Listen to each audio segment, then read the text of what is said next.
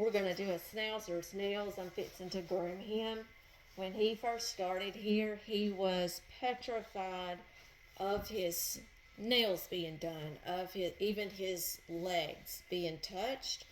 And it took a few months of working with him regularly. He comes every 4 weeks. So it took several times of working with him. You could not touch his legs. He would have a fit. He was just horrified, and I actually used just a metal file like we would use on our nails, just to go around his nails, just to get him used to it. Just rub on his legs just with that file and just do his nails like that. It took a long time to do his nails like that.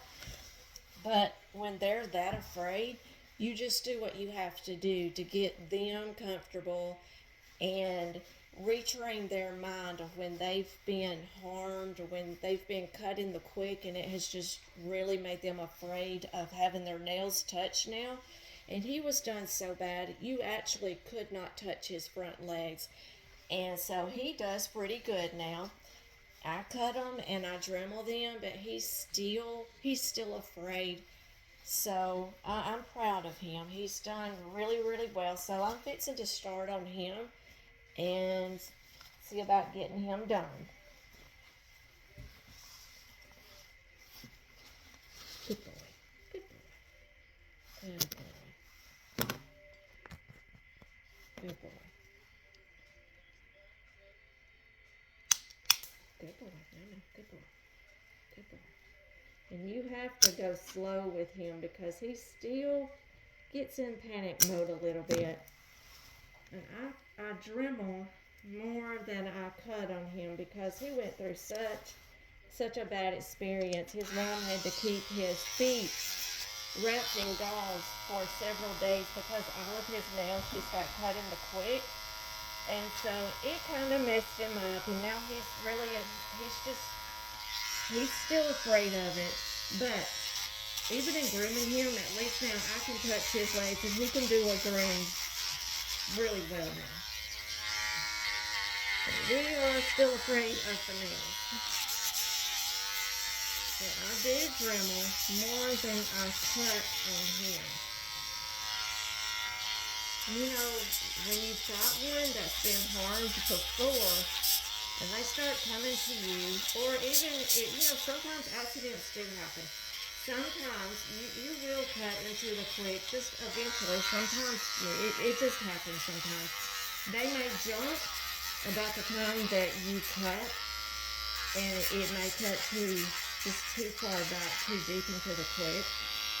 So none of us are perfect, but you just don't want to make a habit of it.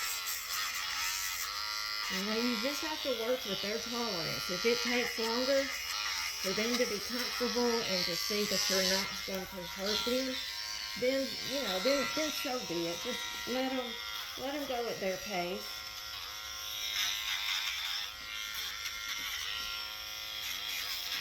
So this is going to take a while to get all of his feet done. So I'm going to finish his feet and then come back. Okay, we're back with the schnauzer. He got his nails done. He did pretty good. And like I said, he had a really terrible experience at a previous groomer. And so it takes a while to do his nails. So he got them done. He did okay. So we're fixing to do his ears. I have the Chris Christensen, the standing groom, and under him. He likes to sit. So I put that in under him to help him to stand up some. And actually, if you have a dog that you don't need them to stand, or they're okay with standing, but they lower their head, because a lot of dogs will just lower their head when they're being groomed. You can put this actually under their chin, and it works perfectly for that, but it's not tall enough for him, so I'm going to keep it under his belly.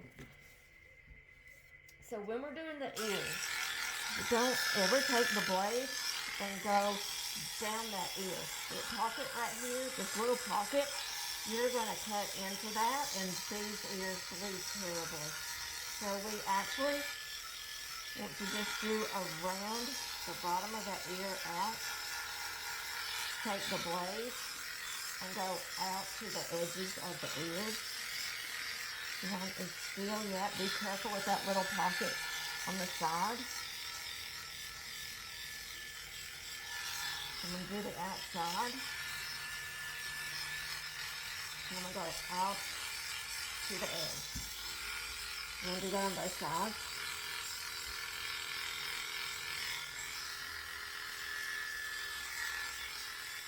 And I'm using a 10. I've got my Oscar rope, and I'm using a 10 blade.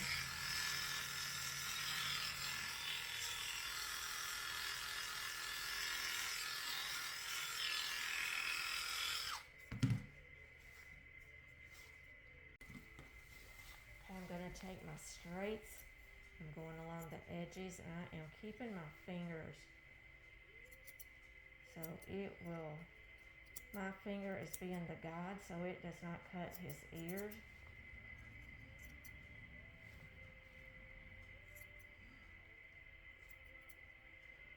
I'm going to do that with this side as well.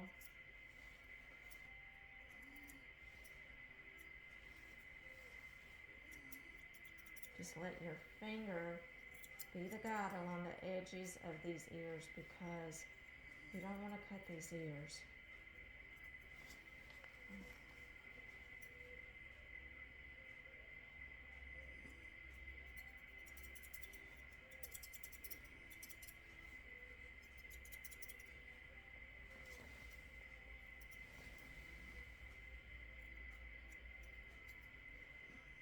Still yet that pocket right there.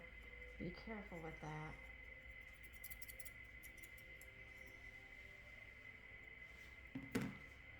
Okay, I got his eyebrows done, left his eyelashes.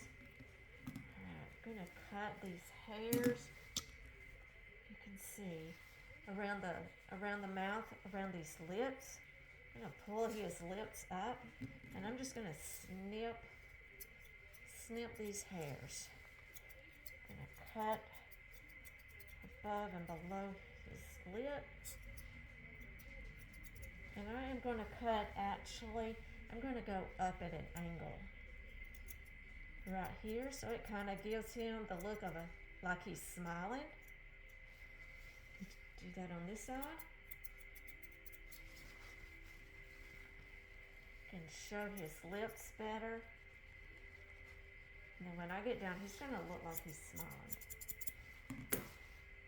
Okay, we're back. We're going to do his front legs, which remember I said when he first started here, you actually could not touch his front legs.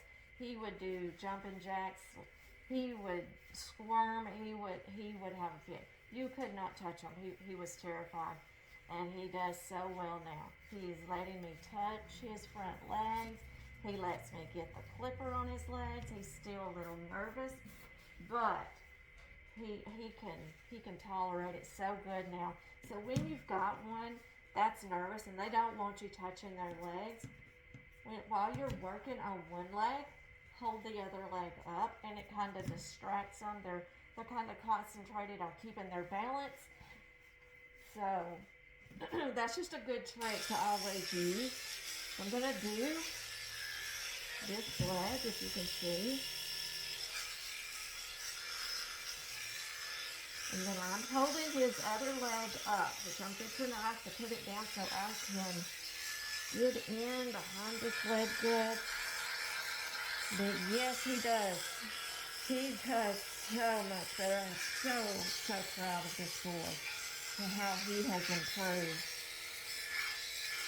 So always remember, if you got one that's doing jumping jacks, if they're just nervous, hold that opposite leg up, and it just makes it easier.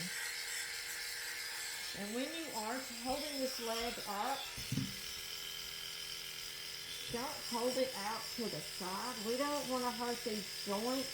We don't want to cause any neck or back injuries or to their elbows. Just hold it straight out.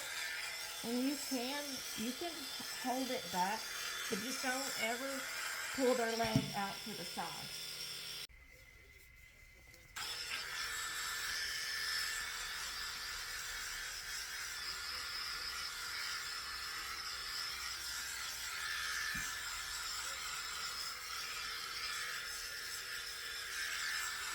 Okay, and doing his neck. This right here is the area that if you take a close blade, it with the way the hair grows with the grain, it is going to show like a lot closer, like you skint them, like you burnt them. His hair is really short through here anyway. So I'm going to take the clipper and this dip right here. I'm going to go to the dip and I'm going to stop. You can finish that up with your cold spinners, cold scissors, or even a longer blade.